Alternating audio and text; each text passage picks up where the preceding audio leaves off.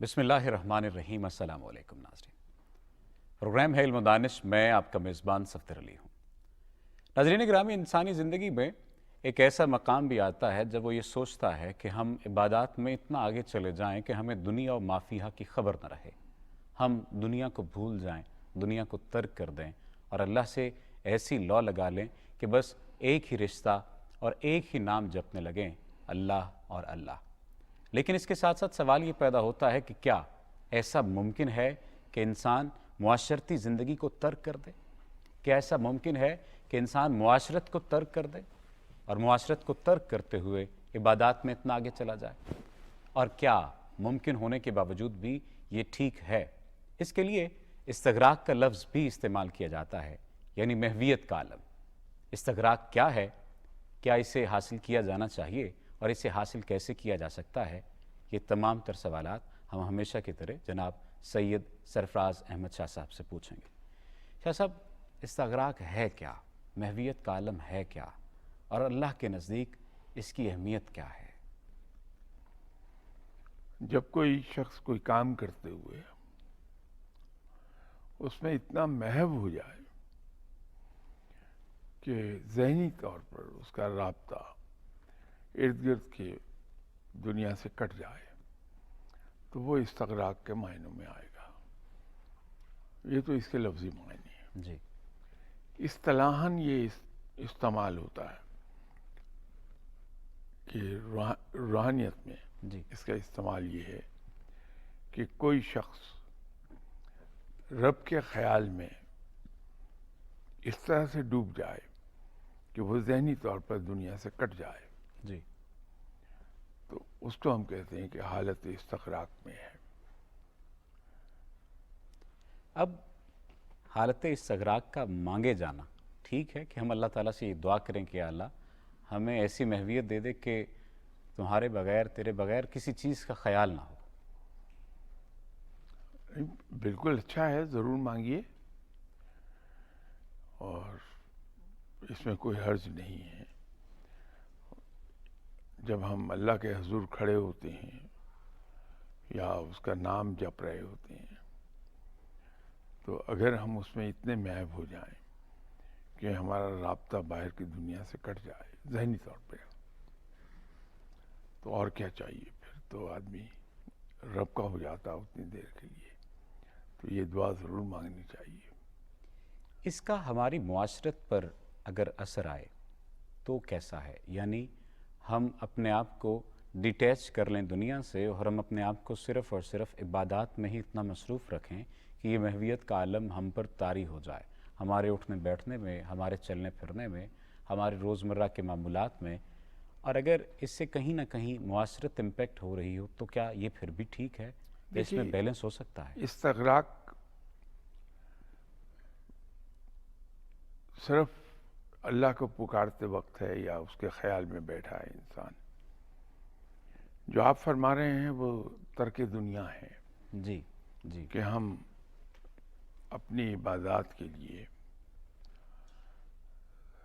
दुनिया से ताल्लुक़ तोड़ लें, वो इस्लाम में उसकी इजाज़त नहीं है। क्योंकि इस्लाम पर और कुरानी अहकामात पर अमल आप सल्लल्लाहु अलैहि वसल्लम की ज़ात मुबारका से ज़्यादा कोई नहीं कर सकता। बेशक। आप सल्लल्लाहु अलैहि वसल्लम से ज़्यादा रब की इबादत भी कोई नहीं कर सकता। लेकिन अगर जब हम मुताला करते हैं आप सल्लल्लाहु अलैहि वसल्लम की हयात तैयबा का, तो वहाँ हमें ये पता चलता है कि आप सल्लल्लाहु अलैहि वसल्लम दुनिया भी पूरी तरह निभा रहे थे और दीनदारी भी पूरी तरह कर रहे थे। तो उससे हम ये लेते हैं कि हम इस तरह से चलें ज़िंदगी में कि हमारे एक हाथ में दुनिया और एक में दीन हो, लेकिन दोनों हाथ इस तरह न जाने पाए, दोनों लेवल एक से रहें। यही सही रास्ता है। क्योंकि जब हम तर्क दुनिया करते हैं तो हम आंसरेबल हो जाते हैं अल्लाह ताला को बहुत सी चीज़ों के लिए। वैसे तो आंसरेबल हैं, لیکن ہمیں اس کی جواب دہی کرنا پڑے گی اللہ تعالیٰ کے حضور کہ ہم نے اپنی ذمہ داریاں کیوں نہیں نبھائیں، کیونکہ ہر شخص جو اس دنیا میں ہے اس پر ذمہ داریاں ہیں بحیثیت بیٹے کے، یا یوں کہ بحیثیت اولاد کے، بحیثیت پیرنٹس کے، بحیثیت بہن بھائی، بحیثیت رشتہ دار، پڑوسی، ان سب کے حقوق ہیں ہم پر۔ تو جب ہم یہ سب چھوڑ کر جنگل کی راہ لیتے ہیں، کسی غار کی راہ لیتے ہیں، تو ہم اپنی ذمہ داریوں سے بھاگ گئے، اس میں ناکام ہو جائیں گے ہم، اور اس کے لیے اللہ کے حضور ہمیں روز حساب جواب دینا ہوگا کہ یہ ذمہ داریاں کیوں نہیں پوری کی۔ تو اسی دنیا میں رہتے ہوئے ہم دنیا بھی نبھائیں اور دین بھی نبھائیں، وہی ایک معیاری راستہ ہے۔ جیسا کہ آپ نے فرمایا کہ استغراق بنیادی طور پر عبادات کرتے ہوئے ایک ایسی کیفیت ہے کہ جس میں انسان ذہنی طور پر منقطع ہو جاتا ہے دنیا سے، اور اپنی لو اللہ کے ساتھ لگا لیتا ہے اور اپنے آپ کو اللہ سے جوڑ لیتا ہے۔ ہماری نمازیں، ہماری دعائیں، ہماری تمام تر عبادات، یعنی میں اگر اپنی ذاتی طور پر بات کروں تو اس میں تو دنیا ہی دنیا نظر آتی ہے۔ یہ سفر کیسے ممکن ہے؟ اپنے آپ کو کیسے ڈیٹیچ کیا جا سکتا ہے، جبکہ ہمیں معلوم ہے جو مقدر میں ہے، جو قسمت میں ہے، جو اللہ نے عطا کرنا ہے وہ عطا کرے گا، اس نے دینا ہے، وہ بھوکا نہیں سلائے گا، لیکن ہماری عبادات میں بھی ہماری غرضیں شامل ہوتی ہیں۔ آپ کے ساتھ پہلے کسی پروگرام میں عرض کر رہا تھا کہ عبادات میں انسان آگے اس طرح سے بڑھتا ہے جب اس کے اندر اخلاص ہو اور ذوق و شوق شامل ہو جائے۔ میں اللہ کو ڈیوٹی سمجھ کے نہ پکاروں، بلکہ اس لیے پکاروں کہ میرا رب لائق عبادت ہے، وہ پکارے جانے کے لائق ہے۔ تو جب میں اس کو عظمت کو اس ڈگری پر لے آتا ہوں یا سمجھتا ہوں کہ میرا رب اتنا عظیم ہے کہ وہ لائق عبادت ہے، تو اب میری عبادت جو ہے وہ ان چیزوں سے باہر نکل گئی جس میں عام طور پر میرے جیسا دنیا دار آدمی ڈوبا ہوا ہوتا ہے، کہ میری عبادت اس لیے ہو سکتی ہے کہ میں اللہ کے حضور جھکوں تاکہ میرا کام ہو جائے، کوئی مجھ پر مشکلیں نہ آئیں، مجھ پہ آسانیاں ہو جائیں۔ یہ کم ترین درجے کی عبادت ہے، لیکن اللہ رحیم و کریم ہے، وہ اسے قبول فرماتا ہے۔ اس سے اوپر کے درجے کی عبادت یہ ہے کہ میں جنت کی لالچ میں یا جہنم کے خوف سے عبادت کروں۔ ایک اس سے اوپر کی عبادت ہے کہ میں اس لیے عبادت کروں کہ میرے رب کا حکم ہے یا میری ڈیوٹی ہے۔ لیکن اعلیٰ ترین عبادت کا درجہ وہ ہے جہاں میں رب کو اس لیے پکاروں کہ میرا رب پکارے جانے کے لائق ہے۔ باقی اس کی مرضی ہے کہ اس کے جواب میں میرے ساتھ کیا سلوک کرتا ہے، وہ اپنی مرضی کا مالک ہے، اس کو کوئی پوچھ نہیں سکتا۔ تو جب میں پورے ذوق و شوق کے ساتھ عبادت کرتا ہوں اور یہ جان کے کہ میرا رب میرا خالق ہے، میرا پالنے والا ہے، اور اس کے مجھ پر احسانات ہیں، اور وہ اتنا عظیم ہے کہ اس کی عبادت کی جائے، تو پھر میرے اندر یہ استغراق کی حالت آہستہ آہستہ آنے لگی۔ میں پھر ریپیٹ کر دوں، آہستہ آہستہ، جی جی جی، کیونکہ ہمارے اندر جلد بازی ہے، ہم ہتھیلی پر سرسوں جمانا چاہتے ہیں۔ تو میں اگر کبھی بھولے سے کوئی سجدہ کر لوں تو اگلے دن میں یہ سوچ رہا ہوتا ہوں کہ میں ابھی تک ولی اللہ بنا یا نہیں بنا۔ اللہ اکبر۔ یہ کیفیت اس سے نکل جانا چاہیے. ہم، ہم، اس راہ کی، روحانیت کی راہ کی ایک عجیب چیز ہے، سم تھنگ ویری اسٹرینج. وہ اسٹرینج چیز یہ ہے کہ جس انسان نے یہ انتظار کیا کہ مجھے کیا ملا، ہم، جو اس تانگ میں رہا کہ مجھے کیا ملا، اس کو کبھی کچھ نہ ملا. اور جو اللہ کو اس لیے پکارتا رہے کہ وہ میرا رب ہے، میں اسے صرف پکاروں گا، باقی یہ اس کا اپنا فیصلہ ہے، میرے ساتھ کیا سلوک کرتا ہے، اس کو سب کچھ مل گیا.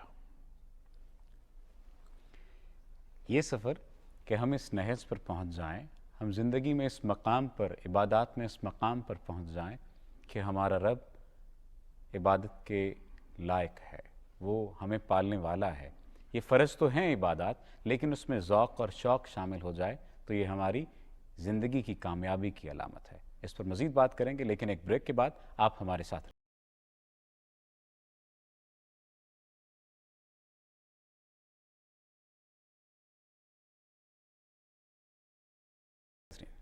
ناظرین، بریک پہ جانے سے پہلے ہم نے عبادات میں ذوق و شوق کی بات کی ہے، استغراق کے عالم کی بات کی ہے، محویت کی بات کی ہے کہ عبادات میں یہ مقام کیسے حاصل کیا جا سکتا ہے. آپ نے فرمایا کہ رب چاہے جانے کے قابل ہے، عبادت کے قابل ہے، محبت کے قابل ہے، اطاعت کے قابل ہے. ہم اس کی اطاعت اس وجہ سے کریں، عبادت اس وجہ سے کریں کہ وہ ہمارا رب ہے. آپ نے فرمایا کہ یہ مقام آہستہ آہستہ آئے گا.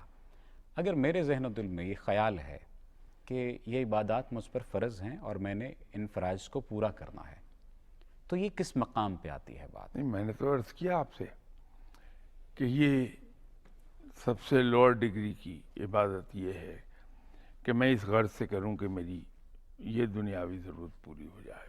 جی. اس سے اوپر کے درجے کی عبادت یہ ہے کہ میں جہنم سے یا جنت سے بچ جاؤں، جی. جنت میں داخل ہو جاؤں، جہنم سے بچ جاؤں. جاؤں. اس سے اوپر کی عبادت یہ ہے کہ یہ میری ڈیوٹی ہے کہ میں اللہ کی عبادت کروں، اللہ کا حکم ہے کہ میں اس کی عبادت کروں. سب سے اوپر کی عبادت وہ ہے کہ جس میں صرف یہ سوچوں کہ میرا رب لائق عبادت ہے اور میں نے اس کی عبادت کرنی ہے. اس میں 5 نمازیں، تہجد اور مختلف نوافل جو ہماری زندگی کا حصہ ہیں، اور قرآن پاک کی تلاوت کرنا جو مسنون ہے، جس طرح سے رسول اللہ صلی اللہ علیہ وسلم نے ہمیں مسنون دعائیں بھی دی کہ یہ دعا مانگنی چاہیے. مسنون جو طریقہ زندگی ہے وہ ہم گزارتے رہتے ہیں. لیکن اس کے ساتھ ساتھ عبادت، جیسا کہ آپ نے پہلے بھی کہا کہ اس کی کوئی مقدار تو ہے نہیں، کوئی تعین تو ہم نہیں کر سکتے کہ اتنا ذوق و شوق ہونا چاہیے، اتنی عبادت ہونی چاہیے، اتنے نوافل ہونے چاہیے. لیکن پھر بھی جو اس سفر کا آغاز کر رہا ہوتا ہے، اس کے لیے کوئی کیا سجیشن آپ دیں گے کہ یہ کر لے تو بہتری ہے، یہ کر لے تو مزید سفر طے کر سکتا ہے، یا اس انسان کو خود معلوم ہوتا چلا جاتا ہے، اللہ تعالیٰ اس کے دل میں ڈالتے چلے جاتے ہیں کہ اس راستے پر اب یہ کرتے چلے جاؤ؟ دیکھیے، میں ذرا سی بات کی وضاحت کر دوں. آپ نے فرمایا کہ عبادت کی مقدار کیا ہونی چاہیے. جی جی جی. میں نے جو عرض کیا کہ ذوق و شوق کو معیار نہیں ہم کر سکتے. بالکل ایسا ہے. وہ صرف ذوق و شوق کی بات ہے جی جی. کہ ہم کس ذوق و شوق کے ساتھ عبادت کر رہے ہیں، اس کو معیار کرنے کی کوئی یارڈ سٹک نہیں ہے. وہ رب ہے، مہربان ہے. وہ چاہے تو ایک پیاسے کتے کو پانی پلانے پر بخش دے. وہ رب ہے، اس کو کوئی پوچھنے والا تو ہے نہیں، اپنی مرضی کا مالک ہے. چاہے تو ساری عمر کی عبادات کو ریاکاری کے ذمے میں ڈال کے اس پر لکیر پھیر دے. یہ کلیتاً معاملات رب کے ہیں. ہمارا کام یہ ہے کہ ہم پورے اخلاص کے ساتھ رب کو پکارتے چلے جائیں. اور اس کے اندر اصل میں ایک جو نقطہ ہے وہ ہم ہمیشہ بھلا دیتے ہیں کہ عبادت کے ساتھ ساتھ رب کی اطاعت بڑی ضروری ہے. عبادت اور اطاعت تو مختلف چیزیں ہیں. یہ بہت ضروری ہے. جب تک ان دونوں چیزوں کو ہم کمبائن نہیں کرتے ہمیں راستہ نہیں ملتا.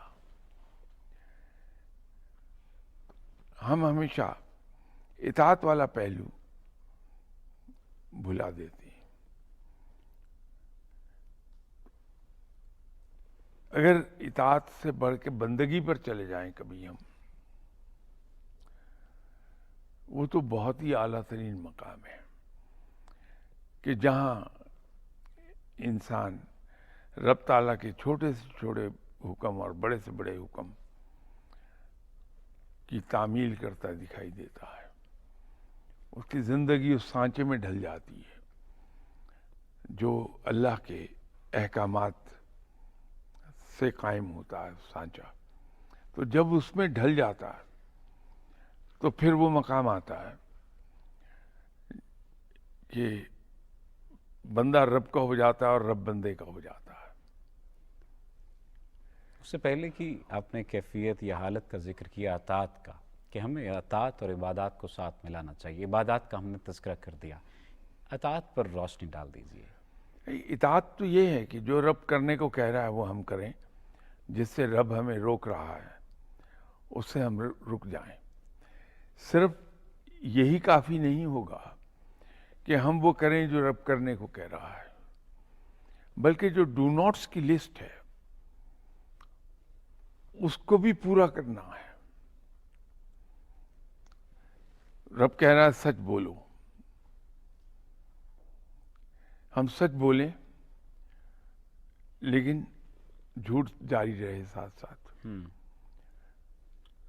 تو بات نہیں بنتی. جھوٹ نہ بولو یہ ڈو ناٹ کی لسٹ میں ہے، اور ڈوز کی لسٹ میں ہے سچ بولو. ہمیں یہ ہم پر لازم ہے کہ ہم ان دونوں چیزوں کو پورا کریں. یعنی یوں کہا جا سکتا ہے کہ طرز معاشرت بھی خدا کے حکم کے مطابق ہو جائے، اور عبادات تو ظاہر ہے کہ ہم نے کرنا ہی ہے، وہ ہم پر ہمارے فرائض میں شامل ہے. تو طرز معاشرت اللہ سبحانہ و تعالیٰ کے احکام کے مطابق ہو جانا اطاعت کے زمرے میں آئے گا؟ نہیں، دیکھیے طرز معاشرت شاید تھوڑا سا مختلف ہو جائے گا. زندگی کا اسلوب وہ اللہ کے احکامات کے تابع ہو جائے. معاشرت تو ایک طرف رہ جائے گی. جی رب تو ہماری پوری زندگی کے پیٹرن کی بات کرتا ہے بالکل ایسا ہے. کہ ہماری زندگی جو ہے وہ اس سانچے میں ڈھل جائے جس سانچے میں ڈھالنا رب چاہتا ہے مومن کو، مسلمان کو. تو ان دونوں کو کمبائن کرنا بڑا ضروری ہے.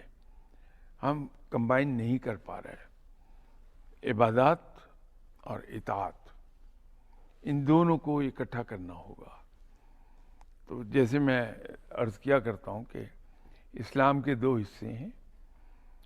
ویسے تو جو کتابوں میں ہم پڑھتے ہیں ذرا دشوار لفظ ہوتے ہیں کہ حقوق اللہ اور حقوق العباد.